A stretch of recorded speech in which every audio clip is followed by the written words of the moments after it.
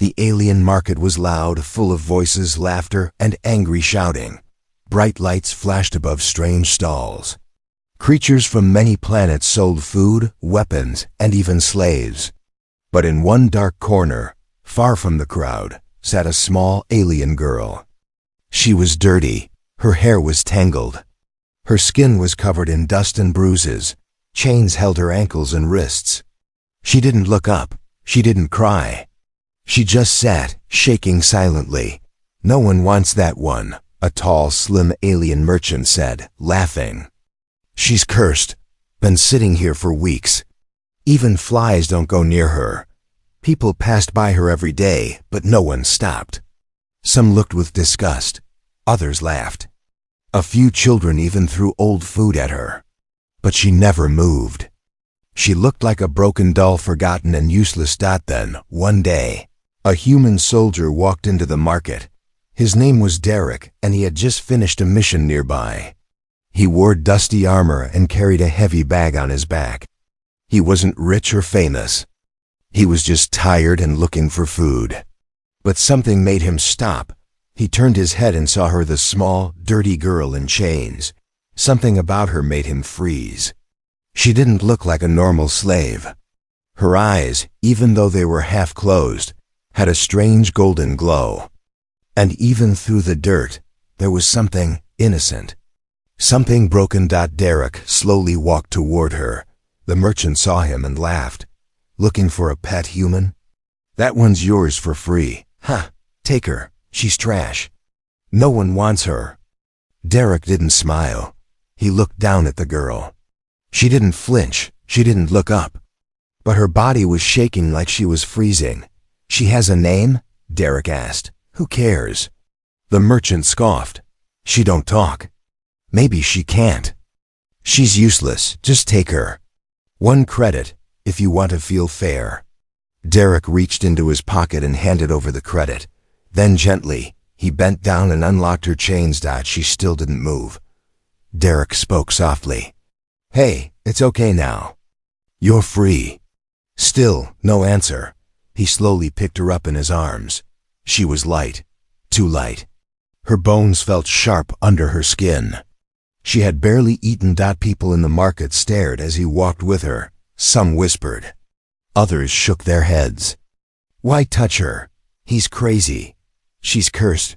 Derek didn't care. He carried her like she mattered.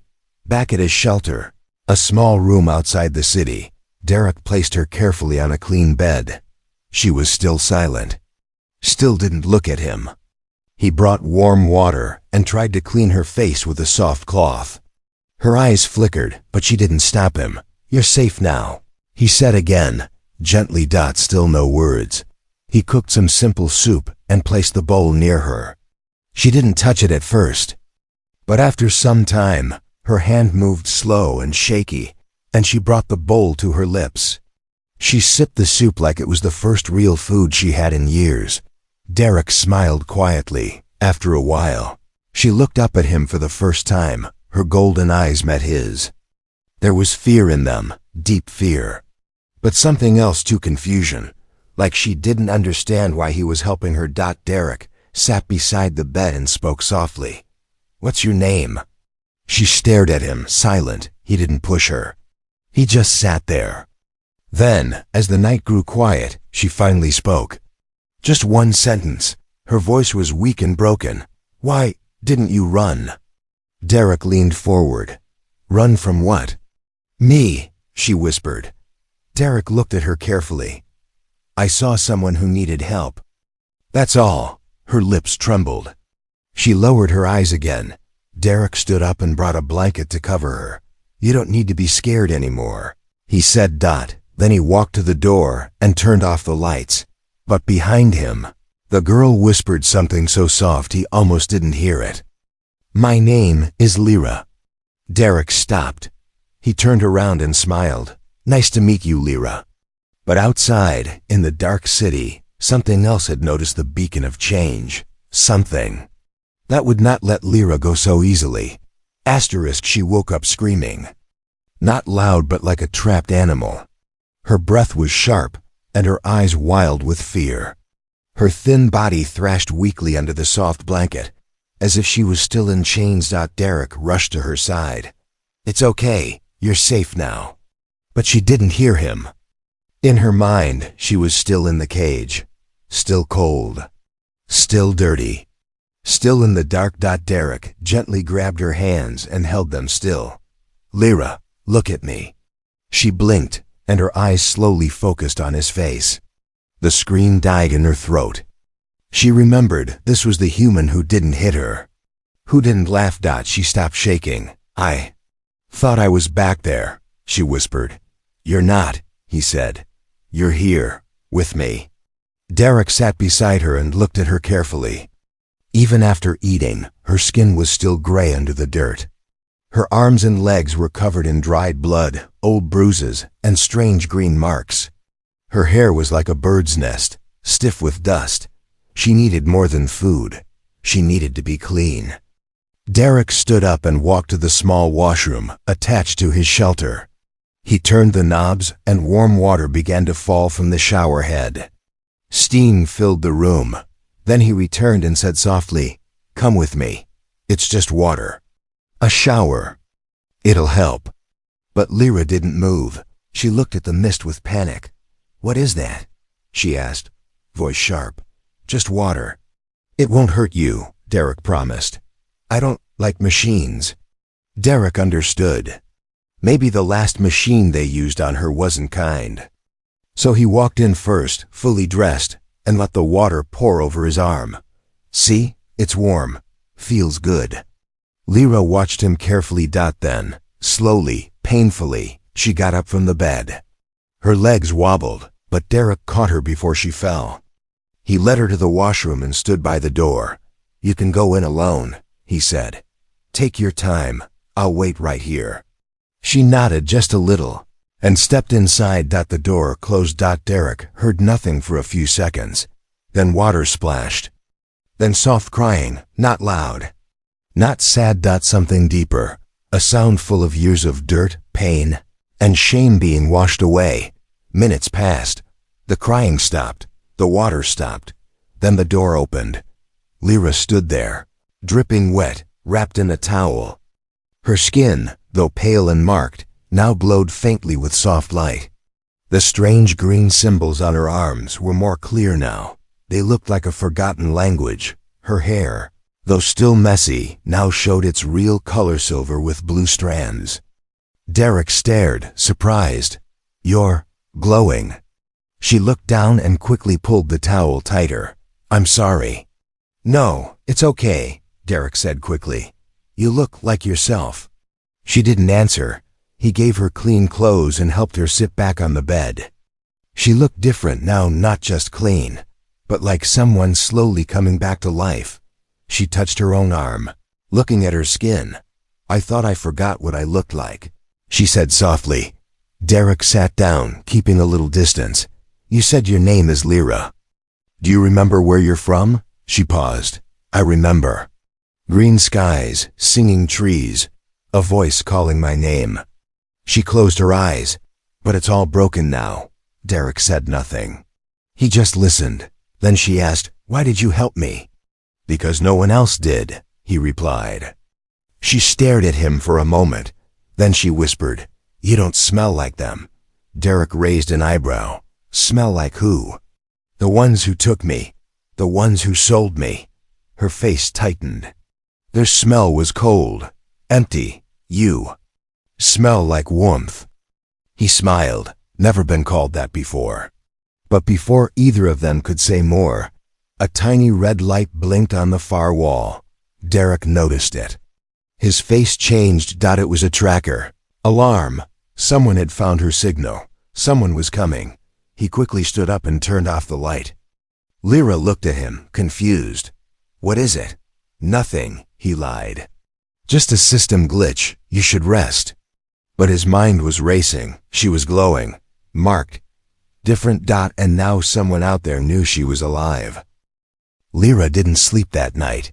She lay still on the bed, her silver blue hair spread across the clean pillow, her golden eyes wide open staring at nothing. The warm shower had washed away the dirt, But not the memories.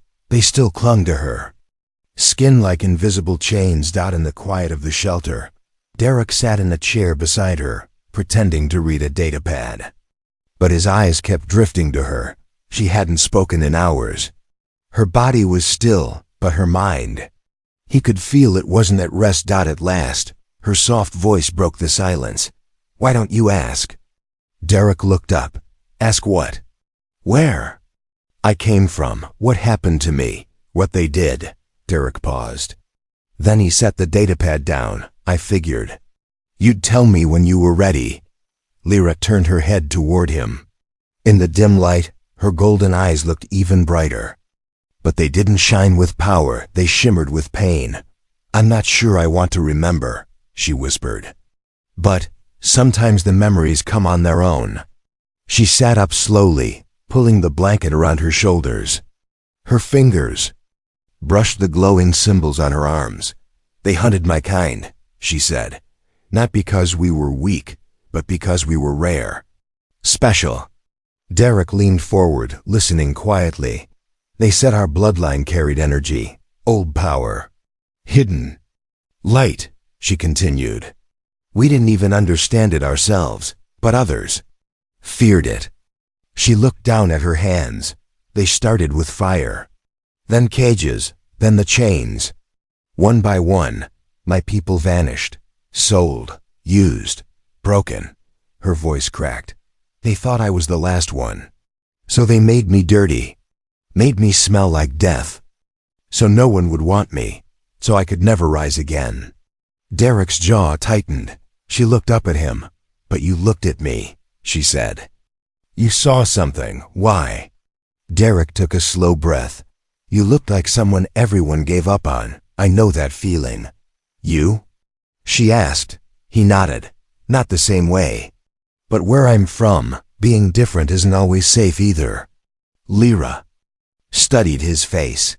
For the first time, her gaze wasn't full of fear. It was searching, curious. "I see something in your eyes too," she said. "You've lost someone." Derek's heart skipped. He looked away. "Yeah, I have." They sat in silence for a moment. Then Lyra reached beside her, pulling a folded cloth from her torn clothes. She opened it carefully. Inside was a tiny crystal shard, dull, cracked, but still glowing faintly. "My mother gave this to me," she said. "She said it holds our songs, our stories. I never learned to use it." Derek gently took the crystal, studying it. "It still has light," Lyra nodded. "Like me, just buried under dust." Suddenly, a sharp noise echoed outside the shelter. Derek stood up quickly. Lyra froze.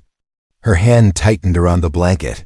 He walked to the window and peeked outside. Nothing, just shadows moving in the wind. Still, he didn't relax. "They know," Lyra said quietly. "Who?" "The ones who bought me. Or worse, the ones who want me." Derek turned to her. "I won't let them take you." Lyra looked into his eyes. "No one has ever said that to me before." Derek went to the door and locked it tighter. He activated the defense barrier, just in case. "Try to rest," he said. "We'll figure this out." She nodded and slowly lay down again, holding the crystal close to her heart. But before closing her eyes, she whispered something. A word. In a language Derek didn't understand. He asked, "What does that mean?" She answered softly, "It means hope, something we weren't allowed to have." As the lights dimmed, Derek sat by her side once more. And outside, in the far sky, a silent signal was flashing. A call that someone, somewhere, had noticed. The air in the shelter felt heavier the next morning. Not because of heat, but because something unseen was getting closer. Derek woke early.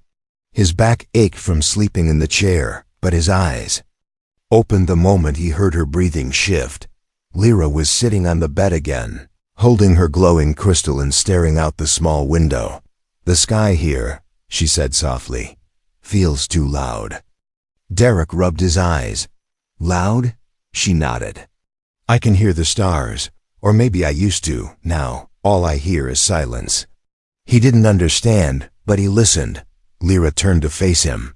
Her silver blue hair, now brushed and dry, shimmered slightly. In the soft light, "Do you know why they marked me as dirty?"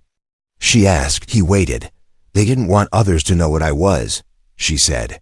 "But not even I knew. Not fully." She pulled back the loose sleeve of her shirt and revealed one of the glowing marks on her arm. Up close, Derek noticed it wasn't just a symbol, it was alive. It pulsed faintly like a heartbeat. "What is it?" he asked. "An inheritance," she whispered. "But locked, sealed. My mother said it would awaken only when I felt truly safe." Derek blinked. "You mean now?" She nodded, almost afraid. "Something inside me is waking up. That's why they'll come." Before he could respond, the data pad on the wall beeped. It wasn't a glitch this time. It showed a red symbol. "Incoming signal detected." Derek rushed over and shut the screen off. "Scan?" Lyra asked. "Maybe, or a ship passing too close. I'm not taking chances." He grabbed the small scanner from his pack and walked over to her. "May I?" he asked, pointing at her arm. Lyra hesitated, then slowly nodded. The scanner beeped once, twice, then stopped completely. "Error." Derek frowned. "That's not right." He scanned again. Same result. "Unreadable source detected." Derek looked at her. "You're not just a rare alien, are you?" Lyra lowered her eyes. "I'm from a forgotten bloodline. Ancient. Before most species even learned to build ships." She paused. "We didn't build machines. We listened to the world. We touched light with our hands. We sang to move mountains." Derek stared at her, stunned. No wonder they were afraid of you, he said. She looked up at him. "I don't even know how to use it. I was just a child when they burned my village." She clutched her crystal tightly. "I only survived because my mother wrapped me in dirt, hid my light, told me to forget who I was." Derek sat down across from her. "You don't have to forget anymore." She gave a sad smile. "That's easy to say when no one is hunting you." Suddenly, a sharp knock hit the outer wall of the shelter. Not the door, not the gate, the wall. Derek jumped to his feet and grabbed his plasma pistol. "Stay here," he whispered. Lyra's voice was shaking. "They found me." Derek moved silently to the corner window and peeked outside. Nothing. Just dust. But the scanner on the wall blinked again, fast now. Whatever was outside wasn't showing up on sensors. He turned back to Lyra. "Pack your things. We're leaving." She stood quickly, but her knees gave way. He caught her before she hit the ground. "You're still weak," he said. "I'm trying," she whispered. He looked at her marks again. They were brighter now. The symbol on her collarbone had opened like a flower. "I think your power's waking up faster than your body can handle," he said. Lyra's eyes filled with panic. "If I lose control, I could hurt you. I'll take the risk." Another boom hit the back of the shelter. Derek didn't wait. He picked her up in his arms and activated the emergency exit. As the wall behind them slid open, he whispered, "Whatever you are, Lyra, they don't get to take you again." She held on tightly, and as they ran into the dawn light, her body glowed just a little brighter. And far above, in orbit, a dark ship received a signal. "Target Lyra, active. Location confirmed. Proceed." The ground trembled beneath their feet. Not from footsteps, but from something heavier, colder. A presence. As if the air itself knew someone dangerous was coming. Derek ran fast, Lyra in his arms, to the dry canyons outside the city. The sun was still rising, casting long shadows across the sand. His boots kicked up dust, but he didn't stop. Behind them, the sky cracked open. A black ship hovered above the shelter they just escaped. No lights, no markings. Just silent, floating death. Lyra looked back with wide eyes. That ship. It belongs to the collectors. Collectors? Derek asked between breaths. They take people like me. Not to sell, but to erase. Derek cursed under his breath and kept running. They reached a narrow cave carved into the canyon wall. Derek had found it weeks ago during a patrol mission. A dead signal zone perfect for hiding. He slid inside and laid Lyra down gently. "We'll rest here." "Just a bit." She was shaking, not from fear, but from something else. Her glowing marks were brighter now, flickering like lightning under her skin. Her breathing was short, like her body was struggling to hold itself together. "Derek," she whispered. "I think I'm changing." He kneeled beside her. "What do you mean?" "I feel energy inside me, pressing, burning. It's waking up too fast." She gripped his wrist. "If I lose control, you must run." "I'm not going anywhere," he said. "You don't understand. My kind. We don't die easy, but when we do, everything near us burns." Derek didn't flinch. He placed his hand over hers. "Then we learned to control it, together." Before she could answer, the cave shook. A pulse wave hit the canyon, soft but sharp, a sound only certain beings could hear. Lyra winced. "They've released trackers," she said. "Living ones." Derek pulled out his rifle and motioned for silence. Outside the cave, the sand stirred. Small, dark creatures moved like shadows across the rock's long legs, sharp eyes, sniffing the air. Derek looked back at Lyra. "Can they smell fear?" "No," she whispered. "They smell power." He turned off his weapon's energy core. No light. No noise, but one of the creatures stopped. It tilted its head. Then it screeched. The cave wall exploded. Sand flew everywhere. Derek fired. 2 of the creatures dropped. But more came, crawling, hissing. Lyra tried to sit up, her eyes glowing fully gold now. Her body shook harder. "Don't," Derek said, trying to protect her. But she was done hiding. She stood, arms stretched out, barefoot in the dust. The air changed. Heat, pressure, light. With a single scream, Lyra released a wave of pure white energy. It wasn't loud, but it felt like thunder. The creatures froze, then disintegrated. The rocks cracked. Even Derek, standing behind her, was pushed backward by the blast. When the light faded, the canyon was quiet again. Smoke drifted in the air. Lyra dropped to her knees. Derek rushed to her side and caught her before she hit the ground. "Are you okay?" She nodded weakly. "That was the first time." "The first time what?" "I used it," she whispered. "The old power. The real one." Derek looked around. The creatures were gone. Turned to ash. But now he knew what they were dealing with. Lyra wasn't just special. She was dangerous. And powerful. And someone, somewhere, would burn the stars just to catch her. A soft beep came from Derek's belt. An old emergency channel just activated. Friend, a contact, a medic he trusted. Derek looked down at Lyra. "We're not safe here. But I know someone who might help us understand what's happening to you." She blinked, exhausted. "Why are you still helping me?" He smiled. "Because every empire fears what they can't control. And I don't fear you, Lyra. I believe in you." As he lifted her once more, the black ship above the canyon began to move. Its scanners now had a trail, and it was following them. The door opened with a sharp hiss. Inside the hidden bunker, warm lights flickered on, revealing smooth silver walls and shelves lined with strange alien tools. Derek stepped in, carrying Lyra in his arms. She was barely conscious now, glowing faintly in the chest and arms. Her heartbeat was steady, but her body trembled like it was holding something back. Tall alien man with metallic blue skin rushed forward. He wore a long coat, glasses with scanning lenses, and a look of disbelief. "By the stars, Derek. Is that who I think it is?" "I don't know who she is," Derek said, laying her gently on a clean bed. "That's why we're here." The medic named Talon touched Lyra's forehead carefully. "Her energy levels are unstable, and this marking, I've seen it before. But only in ancient records." Lyra opened her eyes just a little. "He's safe?" she whispered. Derek nodded. "Yeah, he helped me once.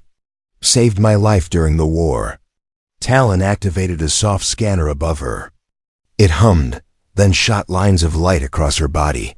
What came next made even the medic go still. The screen above them displayed a symbol, one not seen in over 1,000 years. Talon took a step back. No, it can't be. What? Derek asked. Talon's voice was low. She's not just from the old bloodlines. She's the last living heir of the House of Lyral. Derek blinked. What's that?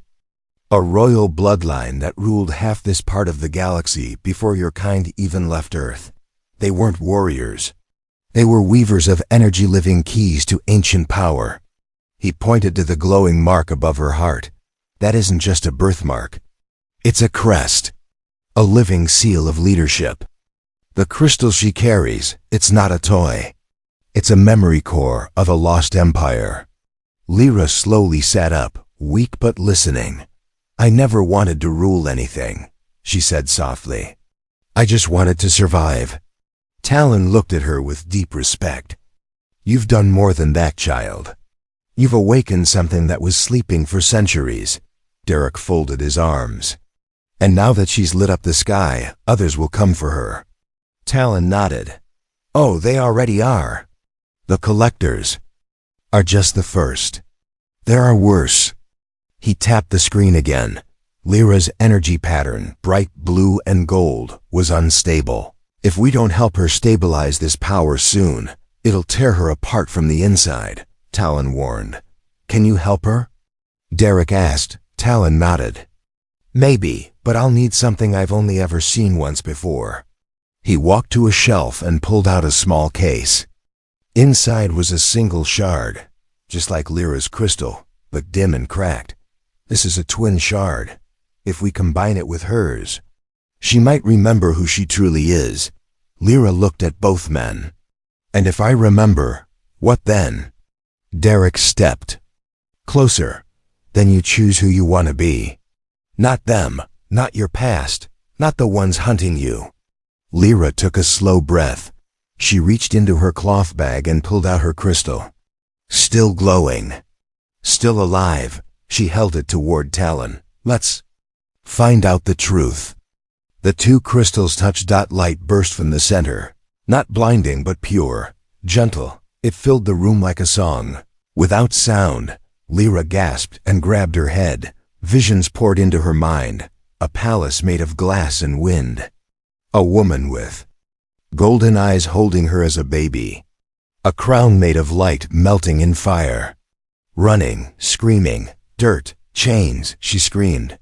Derek caught her as she fell forward, and Talon quickly injected a calming serum. The light faded. Silence. Lyra opened her eyes again. This time they weren't just gold, they burned, with memory. With purpose. I remember, she whispered. Talon nodded. Then it's time to stop running. But above them, the black ship in orbit wasn't silent anymore. It had sent a message to the galaxy. Heir of Lyral located. Termination squads en route. The world no longer felt small. Not to Lyra. Not after she remembered who she was. Not after the light inside her finally came alive. She stood now taller, stronger, glowing softly in the bunker's center. Her golden eyes were calm. Not empty. Not scared. But ready. The air around her hummed with power. Derek stood beside her, watching her with quiet awe. You feel different, he said. I am different, she replied. But I'm still me. Her voice no longer shook. The girl who once sat in chains covered in dirt was now standing like a queen. Not because of a title, but because she had survived. Talon stepped forward. We don't have much time. The signal your light triggered. Every bounty hunter and collector in this region is on their way. Derek nodded. Then let's not make it easy for them. But Lyra shook her head. No more running. They both turned to her. I won't hide anymore, she said. They made me feel like I was nothing, like dirt. But I wasn't nothing. I was just buried. And now, I've grown. She closed her eyes. Her crystal floated above her open palm. spinning slowly. The mark on her chest glowed brighter. Talon's scanner beeped wildly. "She's activating something," he said. "Wait, no, someone's answering her." In the sky above the planet, stars shifted. One blinked, then another. And then dozens of small silver ships, long thought lost, appeared from deep space, responding to the ancient bloodline beacon. Lyra opened her eyes again. My people sealed themselves away, waiting for someone to call them back. Derek stepped forward, stunned. "You just did." But below, on the planet's surface, the black ship had landed. Dark figures, armor-clad hunters with weapons glowing red, were marching toward the bunker. "They're almost here," Talon said. Derek grabbed his rifle and looked at Lyra. "We fight?" "No," Lyra said calmly. "We rise." She stepped out of the bunker, barefoot on the cracked dirt, facing the approaching death squad alone. The wind lifted her silver-blue hair. The lead hunter raised his weapon. "Target located. Prepare to fire." But before the order was finished, Lyra raised her hand. The ground trembled. Light poured from her body, not like a weapon, but like a force of nature. The hunters froze. Their scanners GITC, HED, their armor cracked. And then one by one, they fell to their knees, not because she crushed them, but because they saw her. Not a slave, not a girl, not a cursed thing, but a living legend. A daughter of the stars. The rightful heir. Lyra's voice echoed across the valley. "I am not yours to kill. I am not yours to break. I am not what you said I was." She turned to Derek, who stood behind her, quiet, proud. "You took me when no one would," she said. "You saw me through the dirt." Derek smiled. "I didn't see royalty. I just saw someone who needed a hand. And that was enough," she said. High above, the silver ships descended. From one stepped a tall, glowing alien woman with markings like Lyra's. She bowed her head. "Welcome home, child of Lyra. We have waited long for your return." Lyra looked back at the broken world behind her, and the human who had changed her fate. "I won't go unless he comes too." Derek raised an eyebrow. "Me?" Lyra held out her hand. "You were the first to treat me like I was more than dirt. So come with me and see what I can become." He took her hand, and together they stepped onto the ship rising into the stars.